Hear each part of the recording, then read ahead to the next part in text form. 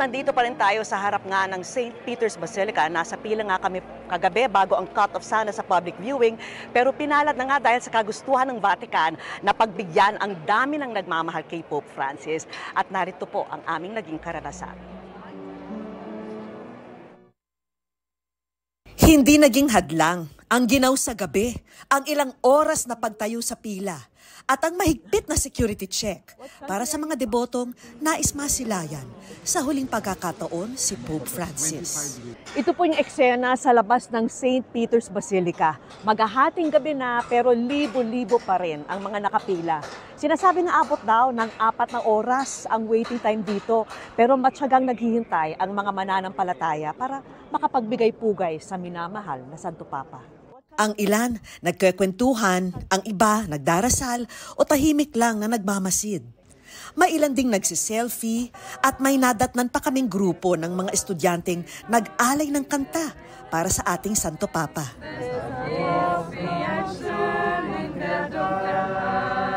What country are you from? Italia. Italia. What country? What country are you from? Austria. Hello. Wow. 12 na, nandito pa rin tayo. Diba? Kasi ang sabi nila hanggang 12 midnight lang ang pila. Pero lampas na 12, sabi nila uubusin daw talaga nila lahat ng tao dito. Diba? 12:30 in the morning at look at the people. Ito po nagpapatunay na talagang sa mahal ng mga tao. Walang pagod na nararamdaman.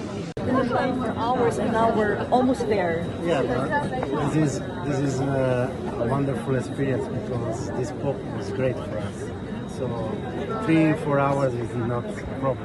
Alauna na ng umaga at sa wakas nakarating na rin tayo dito sa steps ng St. Peter's Basilica. Sa loob ng St. Peter's Basilica, ito ang pila papuntang main altar kung saan inilagak ang mga labi ni Pope Francis. Tahimik lang na dumaraan ang bawat isa sa harap ng kanilang Santo Papa. Sa gitna ng kumikinang na altar ng basilika, kapansin-pansin ang simpleng kabaong gawa sa ordinaryong kahoy, maging ang payak na kasuotan na walang magarbong mga burda at walang tiara, alinsunod sa mga inihabilin ng People's Pope.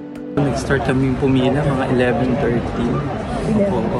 Bago pa kami nakapasok dito.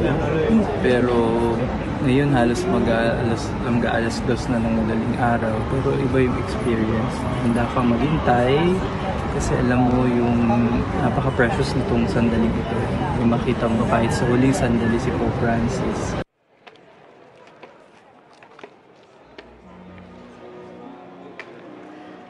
At Mel, Emil, talagang bukang bibig ng mga tao rito, yung napakahabang pila, no? Ngayon nga ang day 2 at ito nga ang mga dyaryo na hawak ko. Ito yung La Observatore Romano na isa sa pinakasikat na pahayagan dito sa Roma. Ang headline nila ay Le Ultima Audienza di Francesco, meaning the last audience of Pope Francis. At talagang kita mo naman yung mga litrato ng napakahabang mga pila. Ayan po. Ito yung isa pang pahayagan, Il Mensajero. Ang headline nila, Il Grande Abbraccio, meaning the Grand Embrace. Tampok din itong napakahabang pila, no? Dito sa Vatican City. At ito na yung isa pang pahayagan, In fila per ore li adio al Papa, online for hours, farewell to our Pope. Ito naman yung eksena sa loob nga ng St. Peter's Basilica. At ito naman, panghuli, ang kuha sa gabi.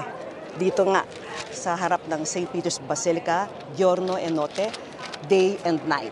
So lahat ng pahayagan, ang laman niyan ay yung napakahabang pila nga dito sa St. Peter's Basilica. Nel? Vicky, hindi yan ang unang coverage mo sa Vatican, alam ko. Noong 2005, isa ka sa mga nakasaksi ng mapili si Pope Benedict XVI bilang bagong Santo Papa. Naroon ka rin noong 2011 sa beatification naman ni Blessed John Paul II. At ngayon, sa pagpanaw ni Pope Francis, kwento mo nga, paano mo makukompare yung mga na-pass na mga coverages mo, Vicky? Nako, napakahirap na tanong yan dahil talagang lahat sila well-loved na mga Santo Papa. Pero ang masasabi ko lang, ngayon ang napansin ko sa sistema ng pagko-cover, dati talagang depende tayo sa traditional media. Ngayon, sikat na social media, lahat may dalang camera, nagpipicture, nagpo-post sa kanilang mga social media pages. So yun yung isang kaibahan na napansin ko. Siyempre nagtanong-tanong rin ako dito sa mga security detail at sinabi nilang mas maraming tao noong namatay si Pope John Paul II, pero may pero yan. Sinasabi nila baka dahil mas matagal naglingkod si Pope John Paul II, 26 years, whereas 13 years ang paglilingkod ni Pope Francis. Pero too soon to tell daw dahil hindi pa tayo nasa Sabado, which is yung funeral ni Pope Francis. Mel. Vicky, pag-usapan natin ng seguridad. Meron bang mga pagbabagong paghihigpit kang napansin dyan, Vicky? Nako, Mel, pahigpit ang seguridad dito nga sa St. Peter's Basilica. Kagabi, nandito nga tayo, no? Sama-sama ang lahat ng journalist, lahat ng members of the clergy, yung mga pare, madre, pati yung mga deboto, no? Sama-sama sa iisang pila at lahat yan, isa-isa, nag-undergo yan ng security check sa mga x-ray dito na talagang nakahilera dito sa likod ko. So, ganong kahigpit ang seguridad. Tapos pagpasok mo naman sa loob ng Basilica, talagang mataimtim, no? At very strict rin ang security. Hindi ka pwede magtagal. Talagang ang bilis ng pacing. Kailangan, pag nakita mo na ang mga labi ni Pope Francis, aalis ka na kaagad. Yung mga nagpapasimple pa doon na medyo gusto pang magstay na mas matagal, talagang ini-escort sila palabas. So, bukas inaasahan mas magiging stricto pa, lalo na sa Sabado, kasi darating na ang mga world leaders at iba pang mga kardinal dito nga sa St. Peter's Basilica. Mel. Vicky, kanina nabanggit mo, no, hanggang alas 12 ng gabi lang ang viewing. Pwede bang ma-extend kaya yan? Dahil sa dami ng tao pang ikaw nga nagsabi, dami-daming tao pa talagang nais na makita sa huling pagkakataon ng mga labi ng Santo Papa. Vicky. Naku, sinabi mo yan, Mel. Kasi ang schedule talaga ng viewing dito is 7 a.m. hanggang hating gabi.